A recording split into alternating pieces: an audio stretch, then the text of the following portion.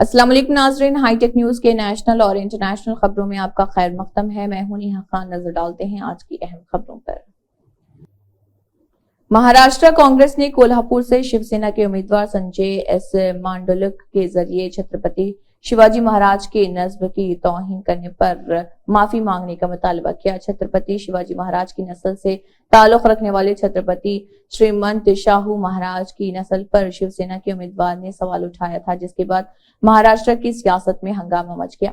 शिवसेना के रुकने parliament Sanjay S Mandlik ने अपने हरीफ और कांग्रेस के उम्मीदवार छत्रपति श्रीमंत शाहू महाराज की शाही नस्ब पर सवालात उठाते हुए उन्हें बाहरी शख्स कहा था।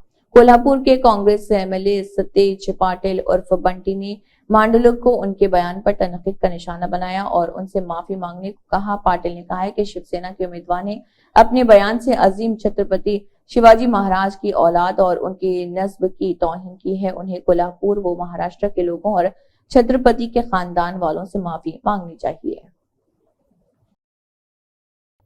केरला में कांग्रेस पार्टी ने चीफ इलेक्शन कमिश्नर को मकतूब तहरीर करते हुए पनूर में हुए बम धमाके की सीबीआई तफ्तीश का मुतालबा किया। पनूर कोझिकोड जिले के वडकारा लोकसभा हल्के का हिस्सा है। ये धमाका 5 अप्रैल को हुआ था और इसमें एक शख्स की मौत हो गई थी, जबकि दीगर 2 अफराद जख्मी हुए थे। केरला कांग्रेस के कारगुजार सरबराह एमएम हसन ने सीईसी को तहरीर करदा मकतूब में लिखा, हमारी रिपोर्ट के मुताबिक मामले में 4 सीपीआईएम और डीवाईएफआई कारकुनान को गिरफ्तार किया गया और धमाके के बाद सीपीआईएम के एक कारकुन की मौत हो गई। इसके बाद सियासी तशद्दुद फूट पड़ा जो बराह रास्त तौर पर धमाके से वाबस्ता है।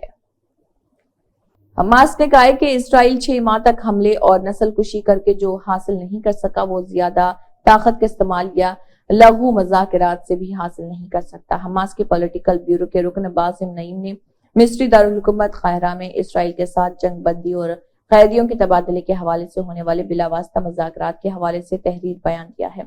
बासिम नईम ने यह बताते हुए काहिरा में होने वाले मज़ाकिरात के एक हिस्से का मकसद जंग बंदी के मुआहदे तक पहुंचना है कहा कि इस तरह हमारे पास इसराइली कैदियों के बारे में हतमी और ज्यादा दुरुस्त डेटा इकट्ठा करने के लिए काफी वक्त और सिक्योरिटी होगी, क्योंकि वो मुख्तलिफ मुकामात पर मुख्तलिफ ग्रोहों की तहवील में हैं। उनमें से कुछ हमारे लोगों के साथ मारे गए और वो मलबे तले दबे हुए हैं। उन्होंने मजीद कहा कि इसराइल 6 माह तक हमले करके और नस्लकुशी करके जो हासिल नहीं कर सका वो ज्यादा ताकत के इस्तेमाल या बेहुदा मज़ाकिरात से भी हासिल नहीं कर सकता।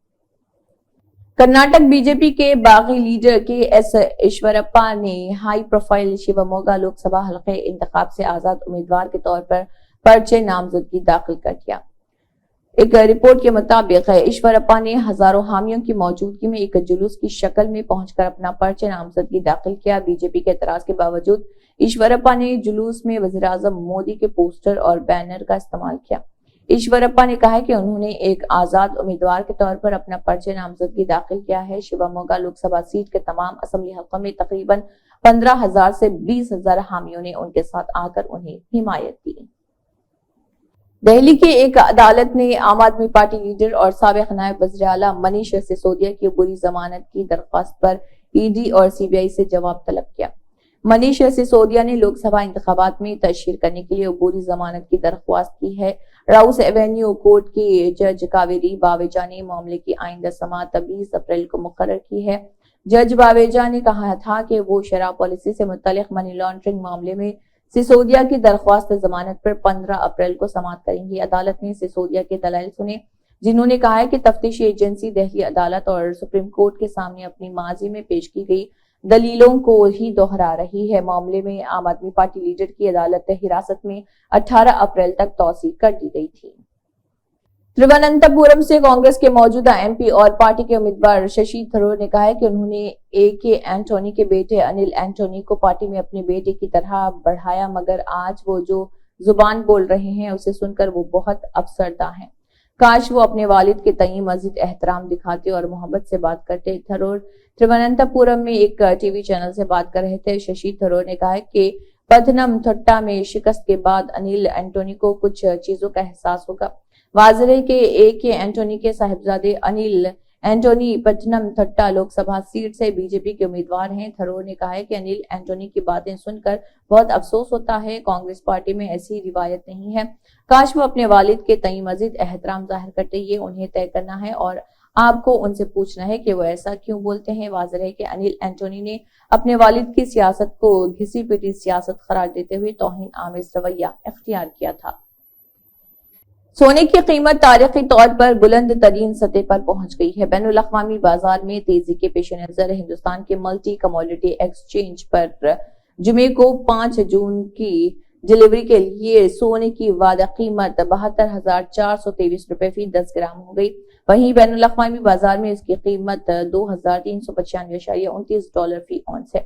ایم سی ایکس پر سونے کے وعدہ قیمت 779 روپے فی 10 گرام کا اضافہ ہوا، جو گزشتہ کاروباری سیشن میں بند ہونے والی قیمت 74,644 روپے سے 1.9% زیادہ ہے۔ وہیں ملک بھر کے اہم شہروں میں خوردہ سونے کی قیمت میں کچھ تبدیلی درج کی گئی ہے۔ دہلی میں 24 قرات سونے کی قیمت 72,380 روپے فی 10 گرام، ممبئی میں 72,230 روپے فی 10 گرام، چنئی میں سب سے زیادہ 73,370 روپے فی 10 گرام، جبکہ بنگلور اور کولکاتہ میں 72,230 روپے فی 10 گرام ہے۔ خیال رہے کہ بین الاقوامی بازار میں سونے کی قیمتوں میں لگاتار اضافہ جاری ہے۔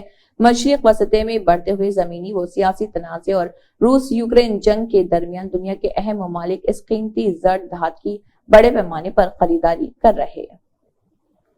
کانگریس کی جنرل سیکرٹری پرینکا گاندھی واڈرا نے کسانوں کے معاملے میں بی جے پی پر حملہ کرتے ہوئے بتایا کہ اگر کانگریس کی حکومت برسر اقتدار آتی ہے تو کسانوں کو کیا سہولیات فراہم ہوں گی۔ پرینکا گاندھی نے کہا ہے کہ بی جے پی کی قیادت والی این ڈی اے حکومت میں 1 لاکھ سے زیادہ کسانوں نے خودکشی کی۔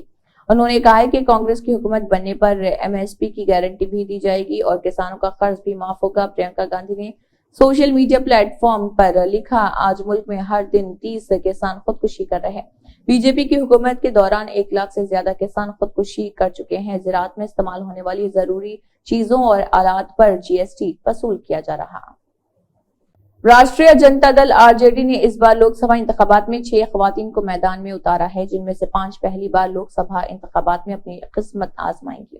اس بار آر جے ڈی کے ٹکٹ پر 23 امیدوار انتخابی مہم میں اپنی قسمت آزمائیں گے۔ آر جے ڈی نے 6 خواتین کو انتخابی میدان میں اتارا ہے۔ ان میں آر جے ڈی کے قومی صدر لالو پرساد یادو کے 2 بیٹیاں میسا بھارتی اور روہنی اچاریہ کے علاوہ بیما بھارتی، ریتو جیسوال، انیتا دیوی اور ارچنا روی داس شامل ہیں۔ میسا بھارتی کے علاوہ دیگر 5 خواتین پہلی بار لوک سبھا انتخابات میں اپنی قسمت آزما رہی۔ لالو رابڑی کی بیٹی راجیہ سبھا ممبر پارلیمنٹ میسا بھارتی تیسری بار پاٹلی پتر پارلیمانی سیٹ سے الیکشن لڑنے جا رہی ہیں۔ اس سے قبل میسا بھارتی نے 2014 اور 2019 میں پاٹلی پتر سیٹ سے الیکشن لڑا تھا، لیکن دونوں بار انہیں Bharatiya Janata party B J پی کے امیدوار رام کرپال یادو سے شکست کا سامنا کرنا پڑا تھا۔ نیشنل کانفرنس نے وادی کشمیر کی 2 سیٹوں کے لیے اپنے امیدواروں کا اعلان کر دیا ہے۔ پارٹی کے نائب صدر اور سابق وزیر اعلیٰ عمر عبداللہ بارہمولہ لوک سبھا سیٹ سے، جبکہ پارٹی کے سینئر لیڈر آغا سید روح اللہ مہدی سری نگر لوک سبھا سیٹ سے الیکشن لڑیں گے۔ یہ اعلان پارٹی کے صدر ڈاکٹر فاروق عبداللہ نے گپکار میں واقع اپنی رہائش گاہ پر میڈیا کے سامنے کیا۔ اس موقع پر عمر عبداللہ، آغا سید روح اللہ کے علاوہ پارٹی کے دیگر سینئر لیڈران موجود تھے۔ واضح ہے کہ نیشنل کانفرنس نے جنوبی کشمیر کی لوک سبھا سیٹ سے پارٹی کے سینئر لیڈر میاں الطاف احمد کو پہلے ہی امیدوار دے چکی ہے۔ جموں کشمیر کے سابق وزیر اعلیٰ عمر عبداللہ نے اپنی امیدواری کے اعلان کے بعد میڈیا کے نمائندوں کے سوالوں کا جواب دیتے ہوئے کہا، شمالی کشمیر کی لوک سبھا سیٹ سے میرا مقابلہ کسی امیدوار کے خلاف نہیں بلکہ ان طاقتوں کے خلاف ہے جو ان امیدواروں کے پیچھے کھڑی ہے۔ سعودی پرو لیگ میں النصر کلب کی قیادت کرنے والے پرتگالی اسٹار عالمی شہرت یافتہ فٹ بالر کرسٹیانو رونالڈو نے پوری دنیا کے مسلمانوں کو عید الفطر کی مبارکباد پیش کی۔ انہوں نے اس موقع پر سفید لباس بھی زیب تن کیا اور دنیا بھر کے مسلمانوں کے ساتھ عید الفطر منانے میں شامل ہوئے۔ رونالڈو نے عید کے موقع پر اپنے سوشل میڈیا اکاؤنٹ سے ایک متبسم تصویر جاری کی، جس میں وہ مسلمانوں کا روایتی سفید رنگ کا لباس زیب تن کیے ہوئے ہیں اور اہل اسلام کو عید کی مبارکباد پیش کی۔ انہوں نے سماجی رابطے کی ویب سائٹ پر شیئر کردہ اپنی پوسٹ کے کیپشن میں لکھا، عید مبارک، اس خاص دن کے موقع پر آپ سب کو خوشیاں، امن اور سلامتی نصیب ہو۔ اسی کے ساتھ ہائی ٹیک نیوز کے نیشنل اور انٹرنیشنل خبریں اختتام کو پہنچتی ہیں۔ اللہ حافظ۔